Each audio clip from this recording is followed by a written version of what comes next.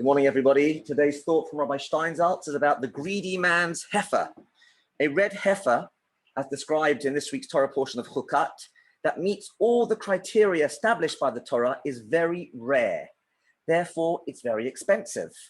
The sages in the Midrash relate an incident with a Gentile who, due to his greed, demanded an exorbitant price for his heifer. His desire to exploit the Jews ultimately caused him to lose everything. And here's the story. There was once an incident where the Israelites required a red heifer, but they could not find one. They then found one in the possession of a certain Gentile. They went and they said to him, "Please, sell us the heifer that you have, as we need it." He said, "Pay its price and take it." They asked, "And how much does it cost?" He responded, 3 or 4 gold pieces." They said to him, "We are willing to pay." While they went to bring the money, the person learned why they needed the heifer.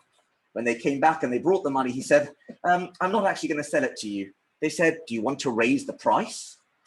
Just tell us, what do you want and we'll pay you." The more anxious the evil person saw they were, the more he would abuse them. They said, "Take 5 gold pieces," but he would not consent. "Take 10, take 20, until they reached 100, but he still wouldn't agree. When he committed to giving it to them for 1,000 gold pieces, and they agreed and went to bring his gold pieces, what did that wicked one do? He said to his fellows, "Come, see how I am mocking these Jews. The reason that they are seeking the heifer and are willing to pay me all this money is only because no yoke has been placed upon it, as performing labor with the heifer disqualifies it. So I'm going to take the yoke and place it on the heifer, and I will fool them and take their money." He did so. He took a yoke and placed it on the animal all night. This is a sign of a heifer upon which a yoke had not been placed. There are 2 hairs on the neck where a yoke is placed. Until the yoke is placed upon it, the 2 hairs remain erect. If a yoke is placed on it, those 2 hairs immediately bend. There is one additional sign in the heifer. We'll become an expert through this. Until the yoke is placed upon it, its eyes are straight. Once a yoke is placed on the heifer, its eyes look to and fro and it's cross-eyed from looking back at the yoke. When the Jews came with their gold to purchase the heifer from him, they showed him the gold. He immediately went and removed the yoke from upon the heifer and took it out to them. Once he took it out to them, they began examining it, looking for the signs. They saw that those 2 erect hairs were bent, and in addition, the yoke had caused it to move its eyes. They said to him, "Take your heifer. We do not need it. Go fool your mother."